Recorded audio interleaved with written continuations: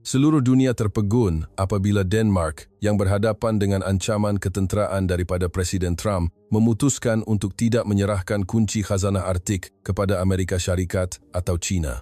Mereka memilih Malaysia, sebuah negara yang jauh dan seolah-olah tidak berkaitan, menyebabkan semua orang tertanya-tanya, mengapa? Jawapannya terletak pada kebenaran yang mengejutkan, yang tidak disedari oleh kuasa-kuasa besar dunia. Kini, tirai misteri itu akan disingkapkan. Nama saya Soren Muller, pengarah pejabat pembangunan sumber Arktik, dan saya telah berkhidmat di Agensi Tenaga Denmark selama 32 tahun. Saya telah melalui pelbagai krisis, tetapi tiada pagi yang begitu menakutkan seperti pagi itu. Pada pukul 6 pagi, di dalam bilik mesyuarat di tingkat 7 ibu pejabat kami di Copenhagen, 12 pemimpin kanan telah dipanggil untuk mesyuarat tergempar. Suasana begitu tegang. Wajah semua orang pucat. Mereka yang biasanya saling bertegur sapa dengan mesra sambil menikmati kopi, hari ini tidak berani berkata apa-apa. Saya anggap semua orang sudah menonton berita, tetapi saya akan sahkan sekali lagi, kata Anders Nielsen, penasihat khas pejabat Perdana Menteri, sambil mencapai alat kawalan jauh. Tangannya sedikit menggeletar. Skrin memaparkan siaran berita dari CNN. Wajah Presiden Trump muncul dalam rakaman dekat. Greenland amat penting untuk keselamatan negara Amerika. Kami akan pastikan kami mendapatkannya. Apabila perlu, semua pilihan terletak di atas meja. Semua pilihan. Tiada siapa yang salah faham maksud kata-kata itu. Ia termasuk penggunaan kuasa tentera. Gila, bisik seseorang. Adakah dia akan menggunakan tentera terhadap sekutu NATO? Beliau tidak menyebut tindakan ketenteraan secara langsung, kata penasihat Nielsen, tetapi suaranya kedengaran tidak yakin. Tetapi, jurucakap Rumah Putih berkata bahawa tiada pilihan ketenteraan yang diketepikan. Itu pada dasarnya adalah satu ugutan. Bilik itu diselubungi kesunyian yang berat. Saya memandang keluar tingkap. Langit Copenhagen masih gelap gelita, seolah-olah memberi isyarat ribut akan melanda. Perdana Menteri telah menyatakan pendirian rasmi kita, kata penasihat Nielsen, menukar paparan pada skrin. Ia adalah video sidang akhbar Perdana Menteri Catherine Lundgaard. Greenland bukan untuk dijual. Ia adalah sebahagian daripada kerajaan Denmark. Kehendak rakyat Greenland adalah yang paling utama. Kami tidak akan tunduk kepada sebarang tekanan luar. Biasanya, tepukan gemuruh akan kedengaran.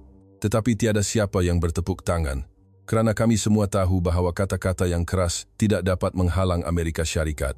Pengarah Muller, penasihat Nielsen, memanggil saya. Tolong berikan kami laporan ringkas tentang situasi sumber semasa di Greenland.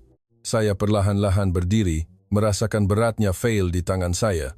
Greenland mempunyai keluasan 2/17 juta kilometer persegi, 60 kali lebih besar daripada Malaysia dan 50 kali lebih besar daripada Denmark.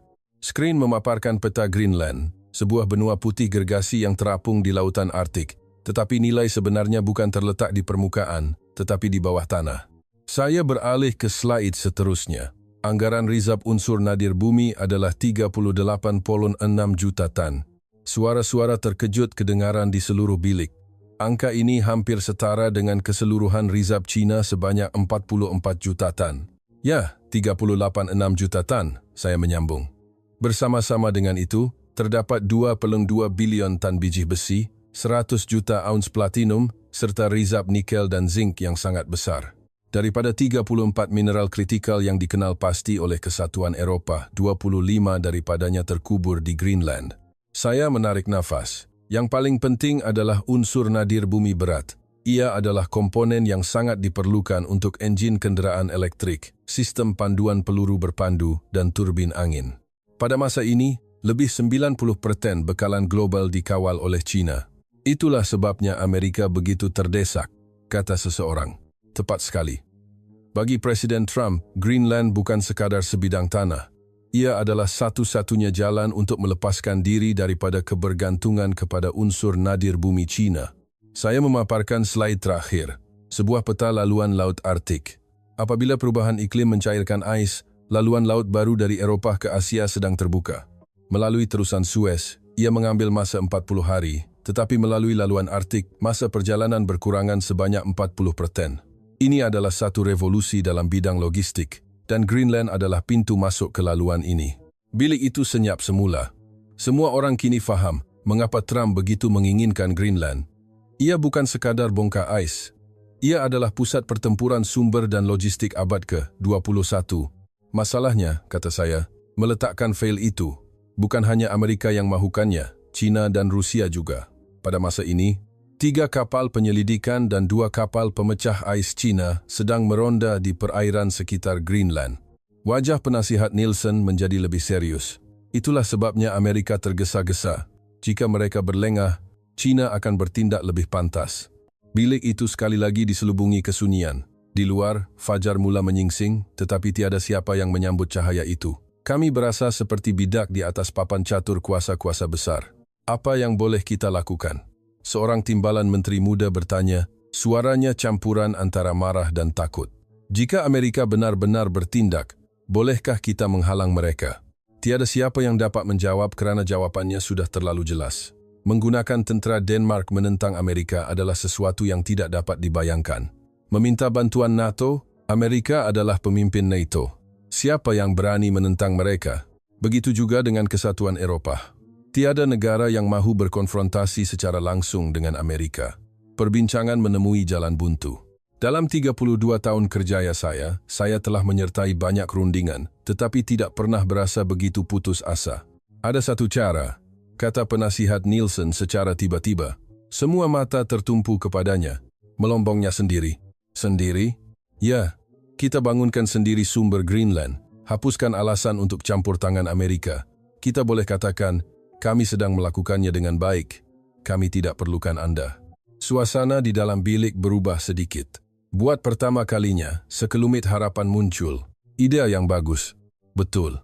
Jika kita dapat membuktikan keupayaan kita untuk melombong, Amerika pun tidak akan berani melakukan sesuatu yang melulu. Semakin ramai yang mengangguk setuju. Tetapi saya tidak boleh, kerana saya tahu betapa sukarnya untuk melombong secara sendiri. Pengarah Mueller, mengapa wajah Anda begitu muram? Penasihat Nielsen bertanya kepada saya. Saya mengeluh. Itu idea yang bagus. Tetapi, adakah kita mempunyai teknologinya? Bilik itu senyap semula. Suhu purata tahunan di Greenland ialah 220 darjah Celsius. Pada musim sejuk, ia boleh turun sehingga 200 darjah. Laut membeku selama 8 bulan dalam setahun. Dengan lapisan ais setebal lebih 2 meter, saya menyambung. Untuk melombong mineral dan mengangkutnya dengan kapal dalam persekitaran seperti itu, kita memerlukan teknologi khas. Kapal pemecah ais, peralatan penggerudian untuk keadaan kutub, kemudahan penjanaan tenaga yang boleh beroperasi pada suhu 50 darjah. Adakah kita mempunyai semua itu? Kesunyian itu amat berat. Tiada siapa yang dapat menjawab, kerana jawapannya adalah tidak. Denmark adalah sebuah negara kecil dengan populasi hampir 6 juta orang. Industri pembinaan kapal dan industri beratnya hampir tidak wujud. Jadi, apa yang perlu kita lakukan? Tanya timbalan menteri muda itu dengan cemas. Kita tidak boleh melombongnya sendiri. Kita tidak boleh menyerahkannya kepada Amerika dan kita tidak mempunyai kekuatan untuk menghalang mereka. Apa yang boleh kita lakukan? Saya tidak dapat menjawab. Itulah dilema kami. Selepas mesyuarat, saya kembali ke pejabat saya. Di atas meja saya terdapat timbunan laporan mengenai Greenland. Saya telah mengumpulkannya selama 32 tahun, tetapi kini semuanya kelihatan tidak berguna. 386 juta tan unsur nadir bumi. Apa gunanya jika Anda tidak dapat mengeluarkannya? Ketika itu, telepon berdering. Nama Inger Paulsen, Menteri Kerajaan Autonomi Greenland, tertera di skrin. Menteri Paulsen, saya segera menjawab. Pengarah Mueller, bagaimana mesyuarat pagi tadi? Suaranya kedengaran tegas, berbeza dari biasa. Sejujurnya, tiada penyelesaian. Satu keluhan kedengaran dari hujung talian. Di sini pun sama. Parlimen sedang bergolak. Bagaimana reaksi rakyat? Runcing, kata Menteri Paulsen. Majority tidak mahu menjadi sebahagian daripada Amerika, tetapi sejujurnya mereka juga mempunyai banyak rungutan terhadap Denmark. Beliau menyambung dengan nada yang lebih tajam. Lebih 200 tahun menjadi wilayah Denmark. Apa yang telah Anda lakukan untuk kami? Sumber masih terkubur, infrastruktur usang, golongan muda berhijrah kerana tiada pekerjaan. 56,000 penduduk Greenland hidup di atas tanah yang menyimpan 386 juta tan unsur nadir bumi, tetapi pendapatan purata kami tidak sampai separuh daripada rakyat Denmark. Adakah itu adil? Saya tidak dapat berkata apa-apa. Apa yang dikatakannya adalah benar. Itulah sebabnya sesetengah orang berkata, biarlah kita bersama Amerika, sekurang-kurangnya mereka akan melabur dalam pembangunan. Saya terdiam. Mereka tidak serius, bukan? Ada yang sangat serius, terutamanya generasi muda. Mereka berpendapat Amerika akan melabur dalam perlombongan, dan itu juga akan baik untuk kami. Saya menggenggam telepon dengan erat. Sudah tentu, majoriti masih menentang, tambah Menteri Paulsen. Tiada siapa yang mahu menjadi negeri ke-51 Amerika. Tetapi tanpa alternatif yang realistik, tiada siapa yang tahu ke mana arah tuju pendapat umum.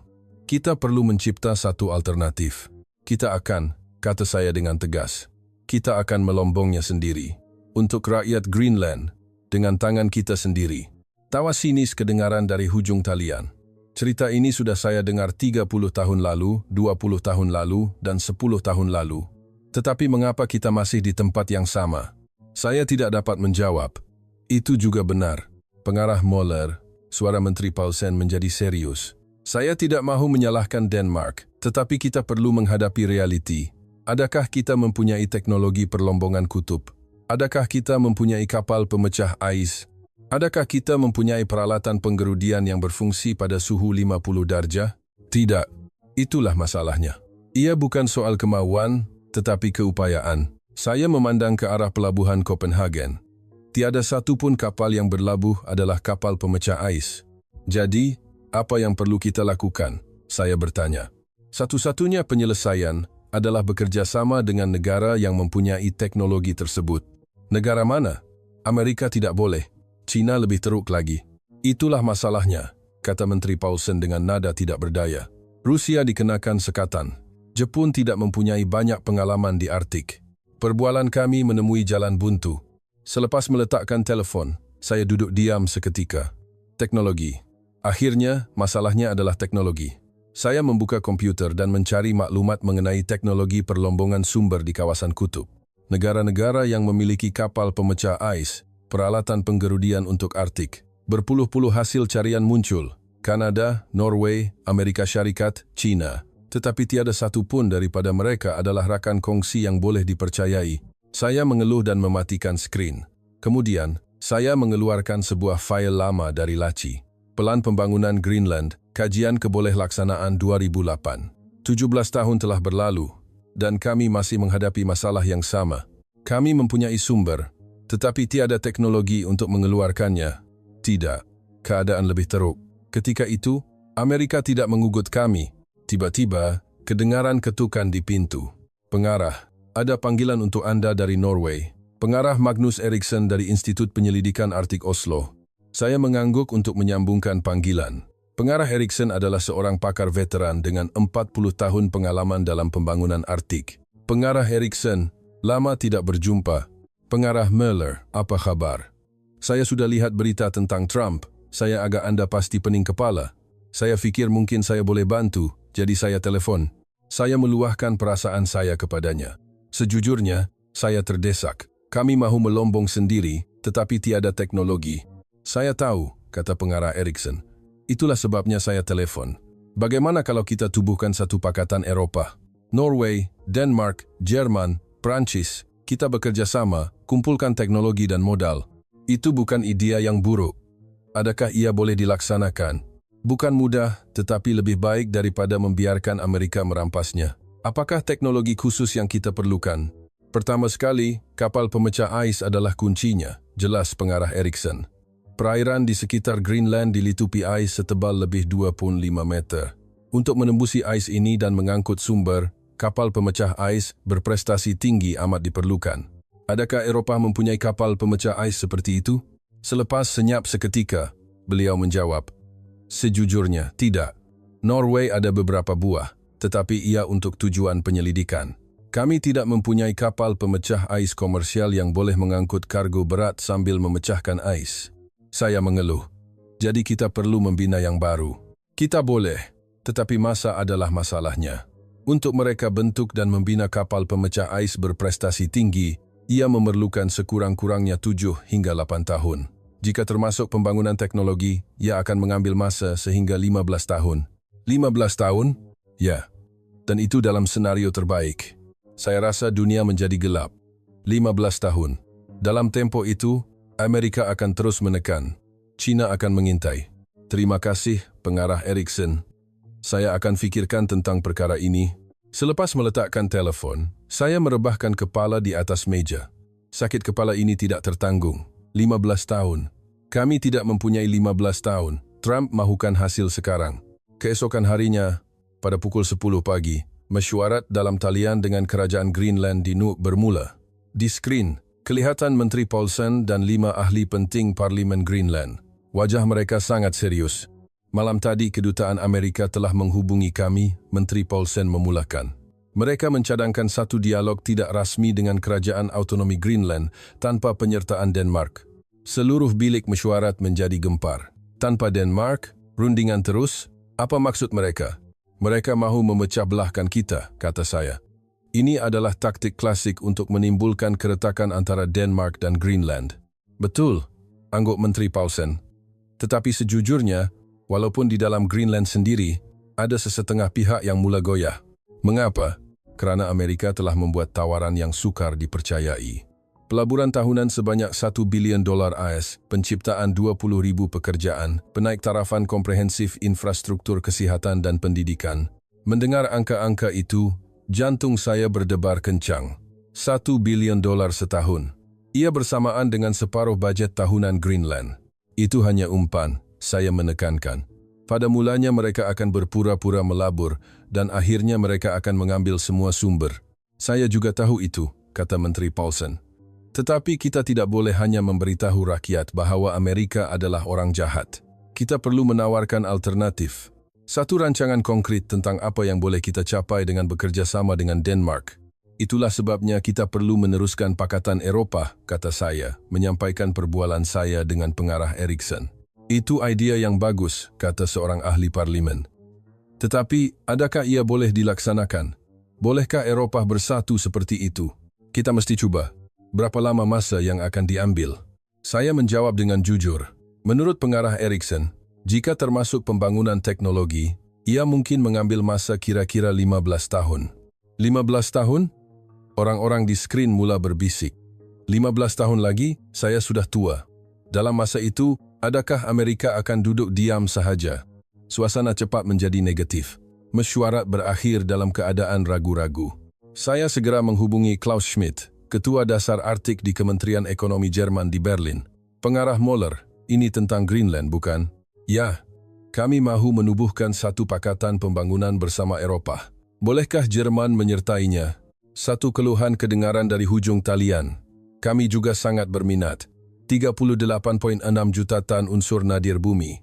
Tetapi, masalahnya sekali lagi adalah teknologi. Bukan? Betul. Industri pembinaan kapal Jerman hampir mati. Kami juga tidak dapat membina kapal pemecah ais. Norway pun begitu, bukan? Dan masa adalah masalahnya. Kami juga menganggarkan ia akan mengambil masa 15 tahun.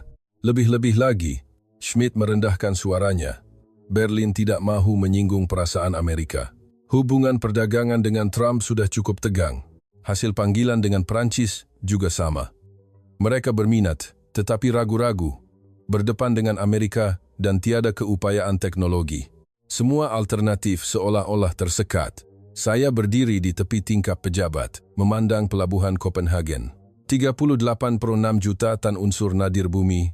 Khazanah besar di tangan kami, tetapi kami tidak dapat mengeluarkannya. Akhirnya, mungkin kami terpaksa menyerahkannya kepada Amerika. Dengan pemikiran itu, saya berasa marah. Tiba-tiba, kedengaran ketukan di pintu. Seorang penyelidik muda, Emil Jensen, masuk. Pengarah, saya ada beberapa perkara untuk dilaporkan. Dia memegang satu laporan yang tebal. Saya tiada mood untuk melihat laporan sekarang, kata saya dengan nada jengkel. Tetapi Jensen tidak berganjak. Pengarah, Anda mesti lihat ini. Malah Amerika pun tidak mempunyai teknologi ini. Apa? Saya berhenti. Amerika juga tidak boleh menghasilkan kapal pemecah ais berprestasi tinggi secara besar-besaran. Kapasiti pengeluaran mereka tidak mencapai 1 unit setahun. Industri pembinaan kapal komersial Amerika pada dasarnya telah runtuh. Saya merampas laporan itu dari tangan Jensen. Tangan saya menggeletar ketika saya membelek setiap halaman. Jadi, walaupun mereka menakluki Greenland, Amerika tidak boleh melombongnya sendiri. Sendirian? Tidak. Mereka perlu mengupah orang lain. Mengupah siapa? Kemudian Jensen membelek ke satu halaman dalam laporan itu. Di situ tertulis satu nama yang tidak dijangka, Malaysia. Malaysia? Saya tidak percaya dengan apa yang saya lihat. Negara Asia Tenggara itu, ya, Jensen menunjuk kepada angka statistik. Bahagian pasaran global dalam sistem penderia dan kawalan untuk persekitaran ekstrem. Mereka menguasai lebih 80%. Sistem kawalan suhu ultra rendah dan peralatan perlombongan tanpa pemandu berasaskan AI yang digunakan dalam projek Siberia, sebahagian besarnya dihasilkan di Malaysia. Ia boleh beroperasi dengan tepat dalam persekitaran ais setebal 25 meter dan suhu 52 darjah. Angka-angka itu menari di depan mata saya.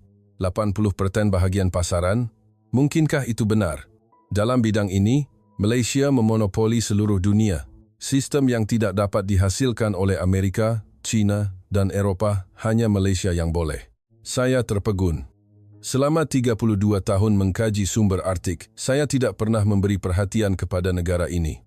Saya hanya tahu tentang nasi lemak, menara berkembar Petronas, dan batik. Kenapa baru sekarang awak beritahu saya? Saya pun baru tahu baru-baru ini. Syarikat-syarikat Malaysia sangat berahsia, tidak ramai yang tahu tentang mereka. Jensen membelek halaman seterusnya. Ada satu lagi perkara yang lebih penting. Apa dia? Amerika telah mendekati Malaysia. Apa? Saya melompat dari kerusi. Washington sedang berunding untuk kerjasama teknologi dengan Kuala Lumpur untuk menggunakan teknologi Malaysia dalam projek di Alaska. Kepala saya berpusing. Amerika mengugut Greenland dan pada masa yang sama menghulurkan tangan kepada Malaysia. Saya cuba menyusun fikiran saya. Jadi, walaupun Amerika menakluki Greenland, akhirnya mereka masih perlu mengupah Malaysia untuk melombongnya. Tepat sekali, pengarah. Jensen mengangguk. Kalau begitu, kita juga boleh bekerja sama dengan Malaysia dan melombongnya sendiri tanpa memerlukan Amerika. Saya memandang keluar tingkap sekali lagi. Matahari terbenam di pelabuhan Copenhagen. Kegelapan mula menyelubungi, tetapi anehnya, di suatu tempat di dalam diri saya, seberkas cahaya telah dinyalakan. Malaysia ya? Saya menggumam. Saya perlu tahu lebih lanjut tentang negara ini. Ketika itu, saya tidak tahu bahawa penemuan kecil ini akan mengubah segalanya. Satu kebenaran yang tidak diketahui oleh Amerika dan Eropah. Kunci sebenar Arktik bukan di tangan kuasa-kuasa besar, tetapi di tangan sebuah negara kecil di seberang benua. Malam itu, saya membaca keseluruhan laporan Jensen. Malaysia. Sejujurnya, sebagai pakar Arktik, saya tidak pernah memikirkan negara ini secara serius. Tetapi semasa saya membaca laporan itu, semua prasangka saya runtuh. Bahagian pasaran global dalam sistem kawalan untuk persekitaran ekstrem lebih 80%. Saya membaca ayat ini 3 kali. Laporan itu membentangkan fakta secara dingin. Penderia suhu ultra rendah dan peralatan kawalan berasaskan AI yang digunakan dalam projek Siberia Rusia sebahagian besarnya dihasilkan oleh syarikat-syarikat Malaysia. Saya tahu tentang projek Siberia, rancangan perlombongan gas asli terbesar di dunia di kutub Rusia. Tetapi teknologi terasnya datang dari Malaysia? Ini kali pertama saya mendengarnya. Saya segera membuka komputer dan mencari projek Siberia Sistem Kawalan, MyTech Global. Persekitaran ekstrem industri Malaysia, AI peralatan kutub. Hasil carian melimpah ruah. Artikel, tesis akademik, laporan industri. Semakin saya membaca, semakin saya terkejut.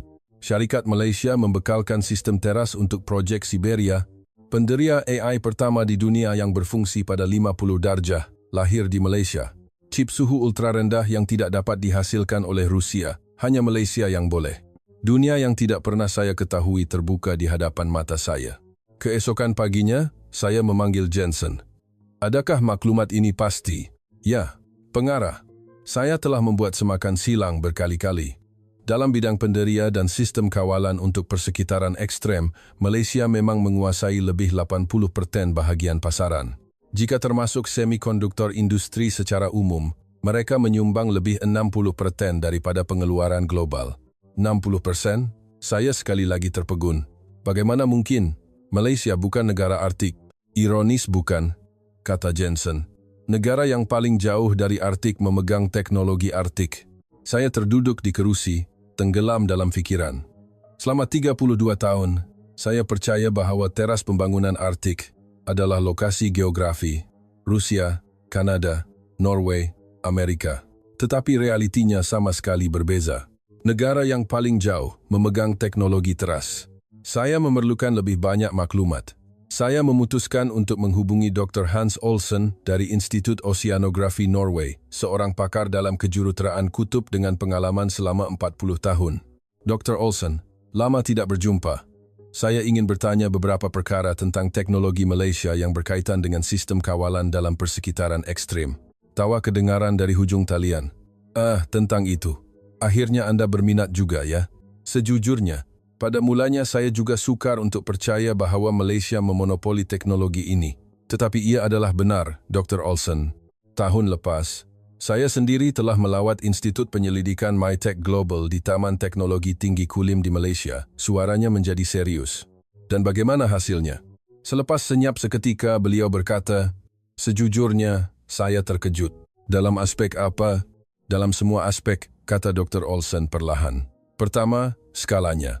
Satu kilang mereka sebesar 20 padang bola sepak, menghasilkan berpuluh-puluh ribu chip khas serentak. Sedangkan Institut Penyelidikan di Eropah mengambil masa 3 tahun untuk membangunkan satu jenis, Malaysia boleh menghasilkan berpuluh-puluh jenis dalam tempoh yang sama. Bagaimana dengan teknologinya? Itulah yang benar-benar menakutkan, Dr. Olsen merendahkan suaranya. Adakah Anda tahu betapa sukarnya untuk mencipta penderia untuk persekitaran ekstrem? Saya tahu asasnya. Ia perlu berfungsi pada suhu yang sangat rendah. Bukan itu sahaja, jelas Dr. Olsen. Ia perlu mengumpul data yang tepat pada suhu F50 darjah dan pada masa yang sama tahan terhadap hentakan dan frost. Ia perlu menahan kedua-dua suhu yang sangat rendah dan kejutan fizikal. Ini adalah dua keperluan teknologi yang bertentangan sama sekali. Suhu rendah mengecutkan bahan, hentakan menyebabkan getaran. Menyelesaikan kedua-dua masalah ini serentak adalah sangat sukar. Itulah sebabnya negara lain tidak dapat melakukannya. Betul, Amerika telah mencuba dan berputus asa. China juga. Tetapi bagaimana Malaysia melakukannya masih menjadi misteri. Industri semikonduktor mereka pada dasarnya bermula pada tahun 90-an. Namun dalam masa 30 tahun, mereka telah mencapai puncak dunia dalam bidang yang paling sukar. Saya terdiam. Industri pembinaan kapal Denmark mempunyai sejarah lebih 300 tahun dan sekarang tidak ada satu pun limbungan kapal yang baik. Bolehkah kita bekerja sama dengan syarikat-syarikat Malaysia? Saya bertanya dengan berhati-hati. Boleh, tetapi Anda perlu beratur.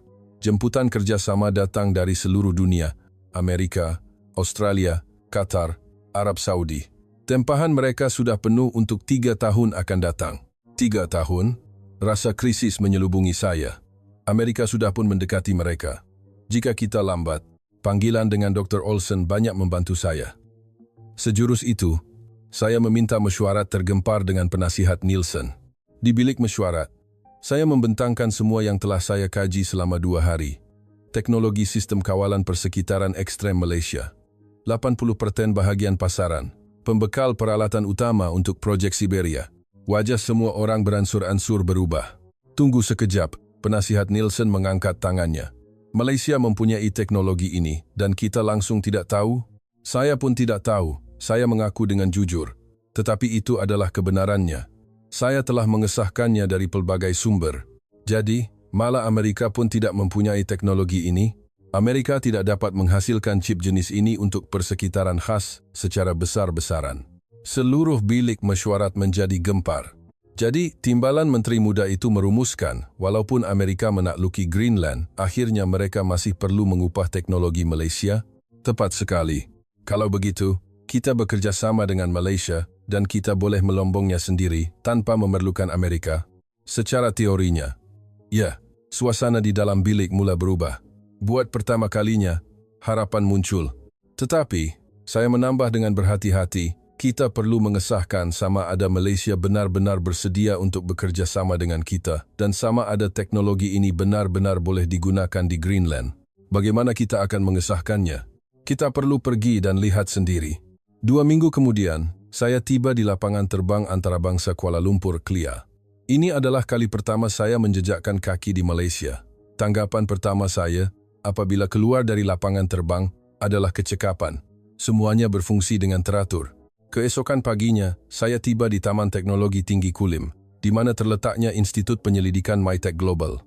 Setibanya di sana, saya sekali lagi terpegun. Sebuah kompleks penyelidikan gergasi dengan bangunan moden dan kemudahan penyelidikan yang di luar imajinasi. Di pintu masuk institut, seorang lelaki bernama Encik Ismail bin Rahim, Naib Presiden Institut Penyelidikan Persekitaran Ekstrem MITEC Global, sedang menunggu saya. Anda pengarah Muller, bukan? Selamat datang ke Malaysia. Bahasa Inggrisnya sangat fasih. Kita mulakan lawatan sekarang.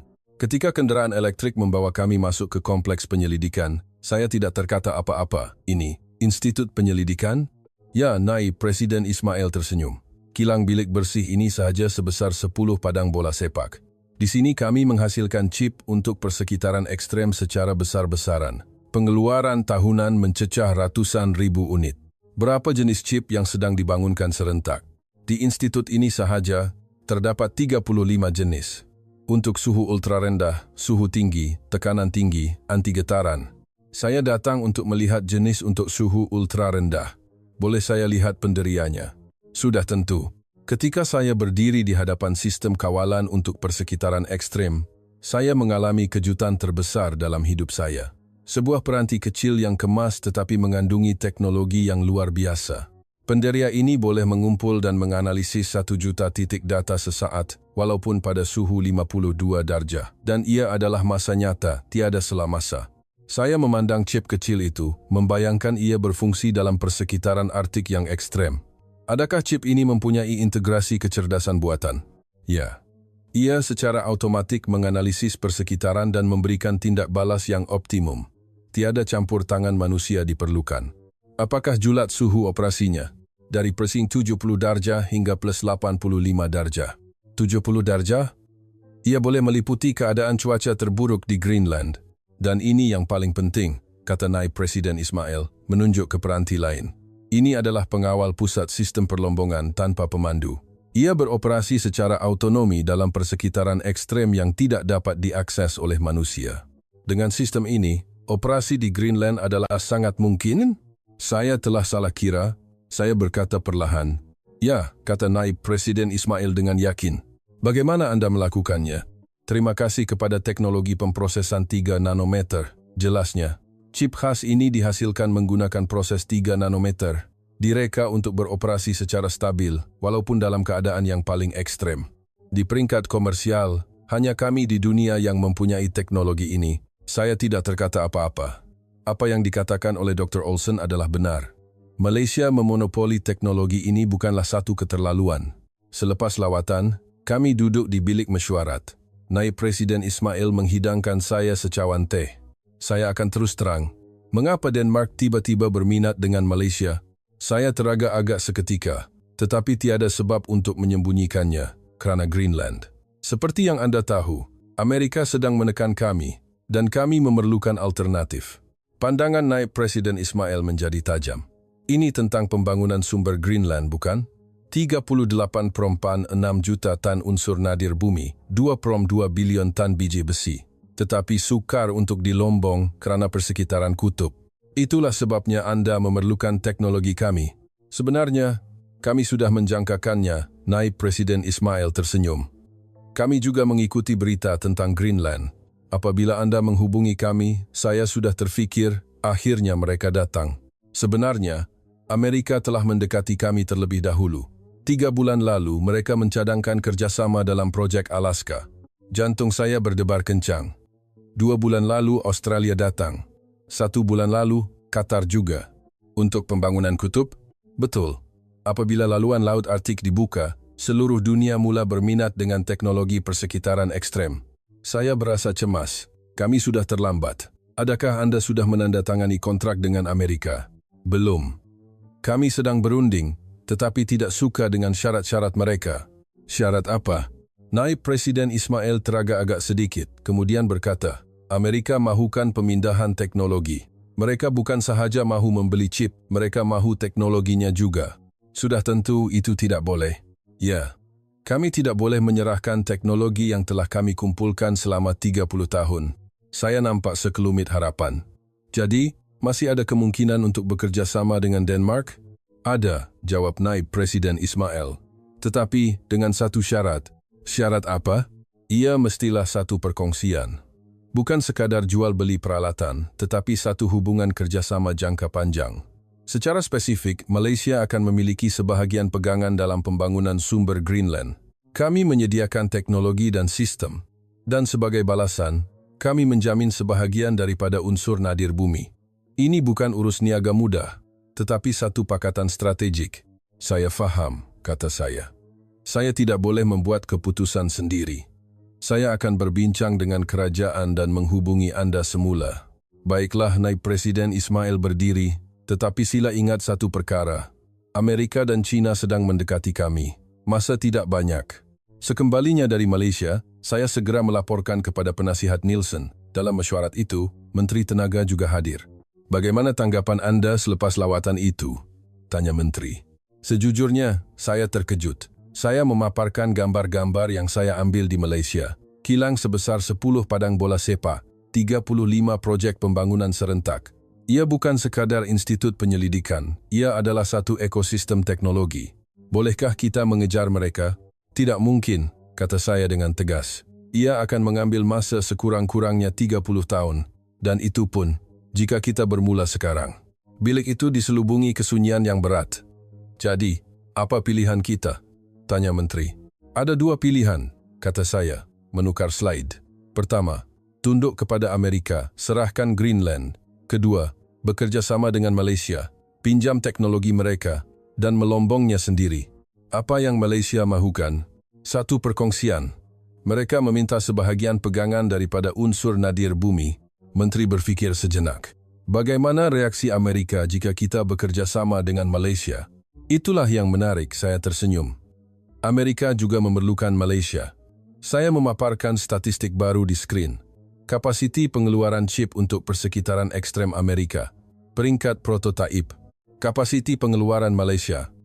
Ratusan ribu unit setahun. Perbezaan skala komersial adalah lebih 100 kali ganda.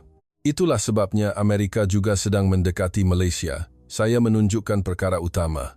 Walaupun Amerika menakluki Greenland, akhirnya mereka masih perlu mengupah Malaysia untuk melombongnya. Kerana mereka tidak mempunyai teknologi. Jadi penasihat Nielsen merumuskan, tidak kira siapa yang mendapat Greenland, mereka akan memerlukan Malaysia. Tepat sekali. Kalau begitu, Malaysia adalah pemenang sebenar, bukan? Boleh dikatakan begitu. Kita dan Amerika berebut, manakala Malaysia menggunakan teknologi untuk mengawal kedua-dua belah pihak. Suasana di dalam bilik menjadi aneh, tetapi saya menyambung. Nampaknya Amerika belum sedar sepenuhnya akan hakikat ini. Pentadbiran Trump sedang mendesak untuk mengambil alih Greenland tanpa menjelaskan secara spesifik bagaimana mereka akan melombongnya. Kerana mereka fikir mereka boleh melakukannya dengan teknologi mereka sendiri. Tetapi realitinya, mereka tidak boleh. Amerika tidak boleh melombong Greenland sendirian walaupun mereka mendapatkannya. Ia akan menjadi ubi kentang panas di tangan mereka kerana mereka tidak mempunyai teknologi. Mata Menteri bersinar. Jadi, jika kita bekerja sama dengan Malaysia terlebih dahulu, alasan Amerika akan hilang. Hujah bahawa Denmark tidak mempunyai keupayaan untuk melombong, jadi kami perlu melakukannya tidak akan lagi kukuh. Suasana di dalam bilik berubah sepenuhnya, dari putus asa kepada harapan. Kita mesti memulakan rundingan rasmi dengan Malaysia, kata Menteri. Pengarah Mueller, bolehkah Anda menguruskannya? Sudah tentu, jawab saya, tetapi ada satu amaran. Masa tidak banyak. Amerika, Australia, Qatar, semuanya sedang beratur menunggu Malaysia. Jika kita lambat, kita akan kehilangan peluang. Rundingan berjalan dengan pantas. Pihak Malaysia lebih proaktif daripada yang kami jangkakan. Kami sangat berminat dengan projek Greenland, kata Tuan Azlan Shah, Timbalan Menteri Ekonomi Malaysia yang telah terbang dari Kuala Lumpur.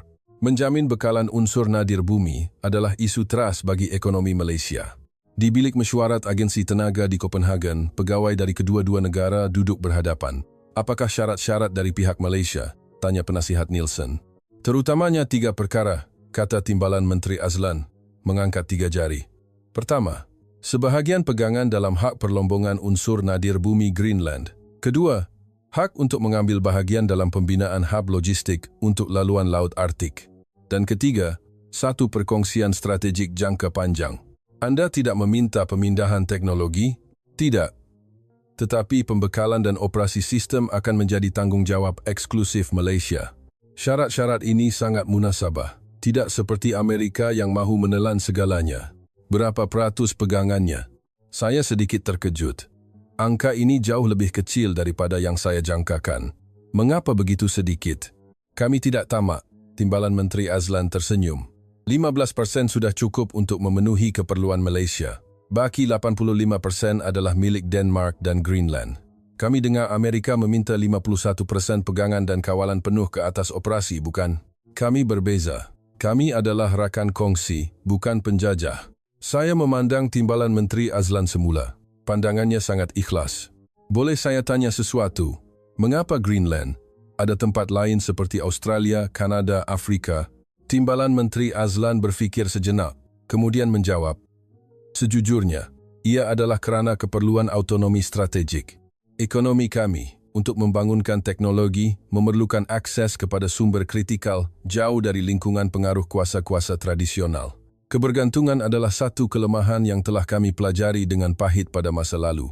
Amerika juga berada dalam situasi yang sama dengan China. Saya mengangguk. Jadi, kami dan Amerika memerlukan alternatif. Greenland boleh menjadi penyelesaian itu. Tetapi bekerja sama dengan kami tidak akan membuatkan Anda bersaing dengan Amerika? Tidak semestinya, kata timbalan Menteri Azlan dengan penuh makna. Kami juga sedang bekerja sama dengan Amerika dalam projek Alaska. Ia bukan permainan dua muka, tetapi kerjasama pelbagai hala. Malaysia menyediakan teknologi, Denmark menyediakan Greenland, Amerika menyediakan pasaran dan modal. Satu struktur di mana semua pihak mendapat manfaat. Saya tenggelam dalam fikiran. Itu adalah satu senario yang tidak pernah saya fikirkan. Bukan konfrontasi Amerika-Denmark, tetapi satu kerjasama pelbagai hala dengan Malaysia sebagai pusatnya. Tetapi adakah Amerika akan menerimanya? Mereka terpaksa, kata timbalan Menteri Azlan dengan tegas. Amerika tidak mempunyai teknologi. Tanpa kami, mereka tidak boleh melombong Greenland maupun Alaska. Saya tahu kata-kata ini benar. Itulah kelemahan Amerika. Sebuah kuasa besar, tetapi tidak berdaya dalam bidang semikonduktor canggih. Selepas mesyuarat, saya menghubungi Menteri Paulson di Greenland dan memberitahunya tentang syarat-syarat Malaysia. 15% pegangan, tiada permintaan pemindahan teknologi. Apa pendapat Anda? Saya bertanya.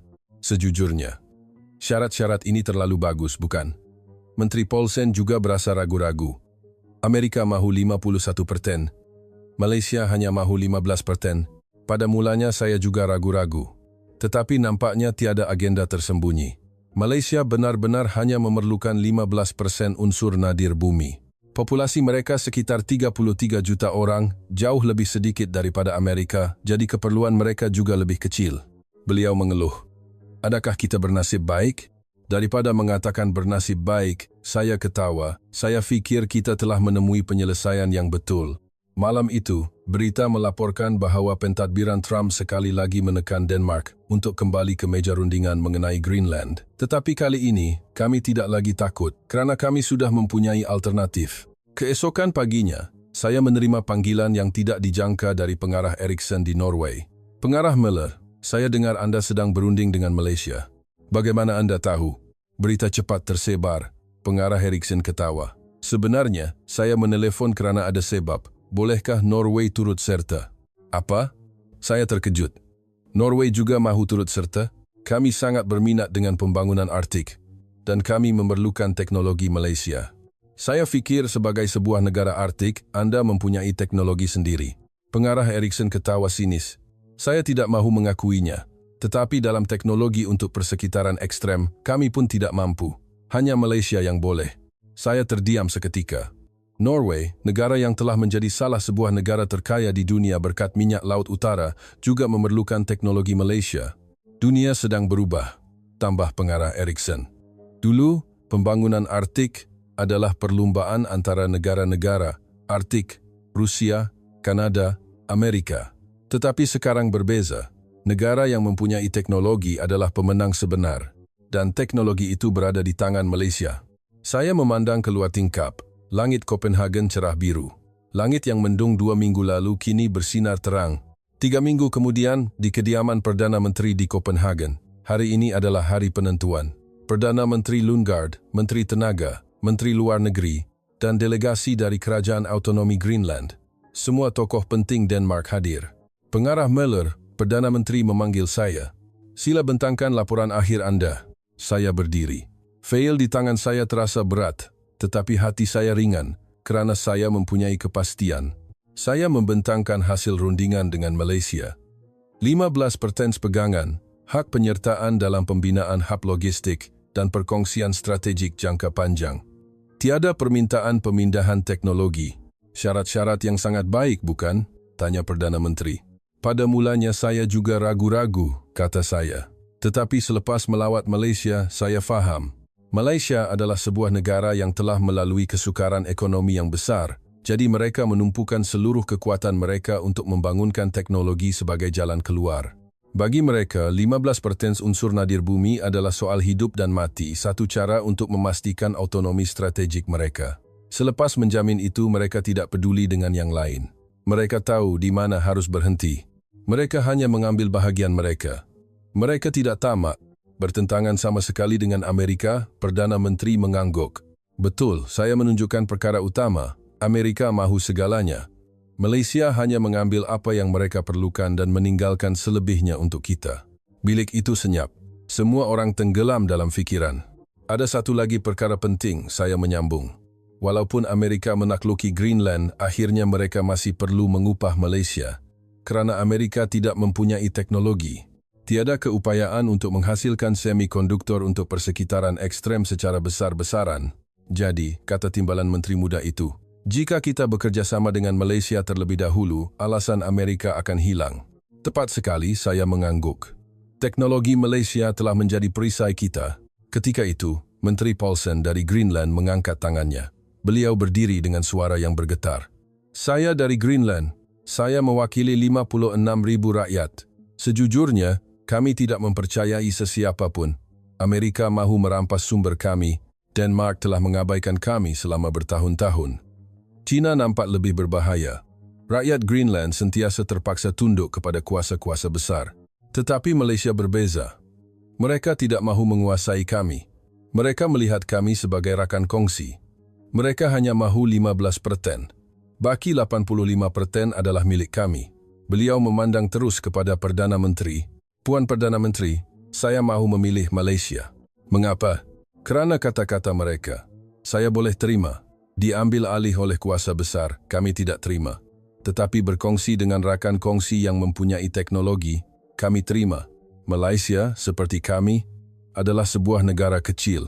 Mereka tidak tunduk kepada tekanan dan krisis, tetapi bangkit ke puncak dunia dengan teknologi. MyTech Global menguasai lebih 60% pasaran semikonduktor global. Itulah harapan. Harapan bahawa Greenland juga boleh melakukannya. Malaysia telah membuktikan bahawa sebuah negara kecil, asalkan mempunyai teknologi dan kemahuan, boleh berjaya. Bilik itu senyap semula. Perdana Menteri berkata perlahan, "Bagaimana pendapat yang lain?" Saya juga bersetuju dengan Malaysia, kata Menteri Tenaga. Pertama, dari sudut pandangan praktikal, ia adalah pilihan terbaik.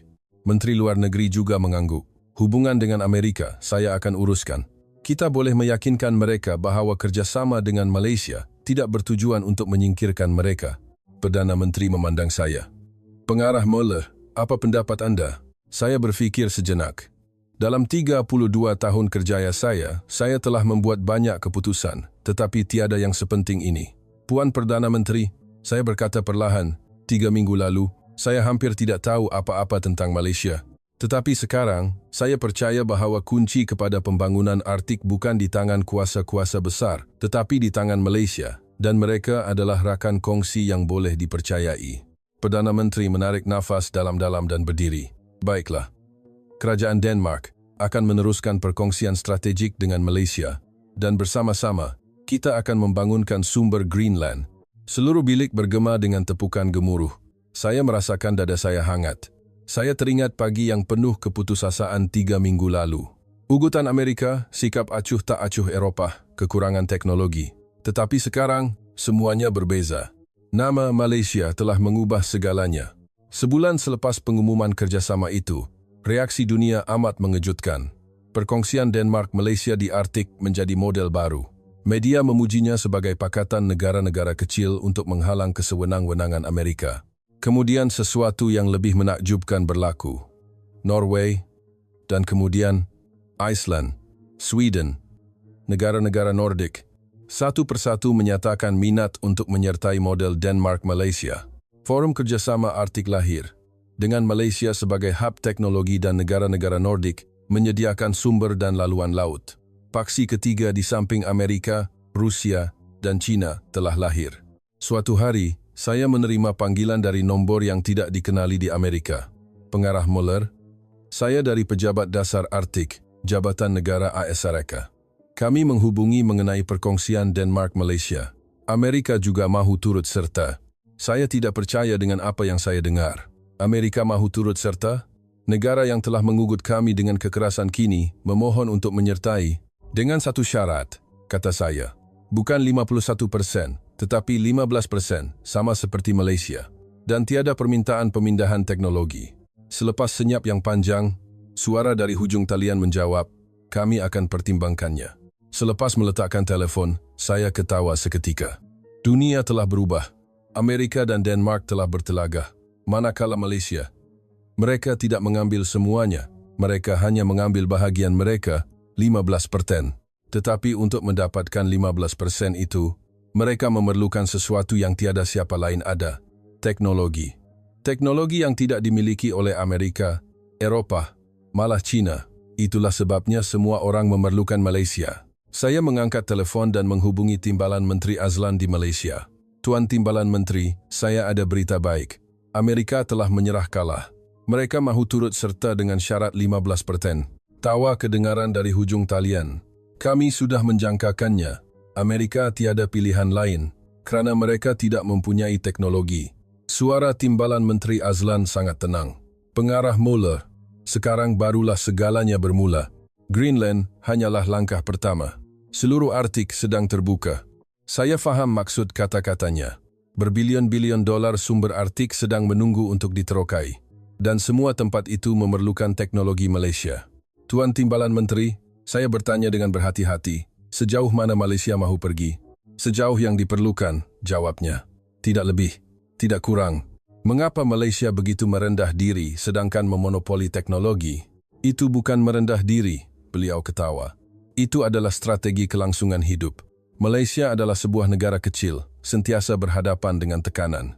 Jika kami menjadi terlalu tamak, kuasa-kuasa besar akan bersatu untuk menghancurkan kami. Itulah sebabnya kami hanya mengambil apa yang kami perlukan, supaya semua orang mendapat manfaat dan kami mendapat sebahagian daripadanya.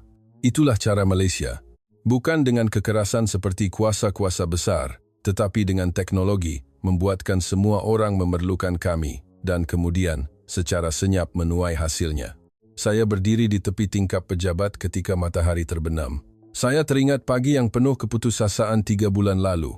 Tetapi sekarang, kami telah menemui jawapannya. Malaysia. 2 perkataan itu adalah jawabannya. Negara yang paling jauh dari Arktik, tetapi memegang kunci Arktik. Negara yang dengan tekun mengumpul teknologi di bawah tekanan krisis. Negara yang secara senyap bersiap sedia sementara dunia berebut. Saya menggumam pada diri sendiri, jika ia Malaysia, saya boleh terima. Zaman kuasa besar tunggal akan berakhir, memberi laluan kepada zaman teknologi dan pakatan yang tidak dijangka. Dan wira era baru ini tidak lain tidak bukan, adalah sebuah negara kecil di seberang benua yang telah bersedia secara senyap dan bangkit dengan kekuatan sendiri. Itulah pilihan Greenland, keputusan Denmark, dan akhirnya akan menjadi pilihan seluruh dunia. Kisah Malaysia. Negara yang menang dengan teknologi sementara kuasa-kuasa besar berkonfrontasi adalah sumber inspirasi yang tidak terhingga. Jika kisah ini membuat Anda berasa bangga, kongsikanlah untuk menyebarkan mesej tentang kekuatan kebijaksanaan dan ketekunan. Jangan lupa untuk menekan butang suka dan melanggan saluran ini, kerana sokongan Anda adalah motivasi terbesar kami untuk terus membawakan kisah-kisah hebat seperti ini.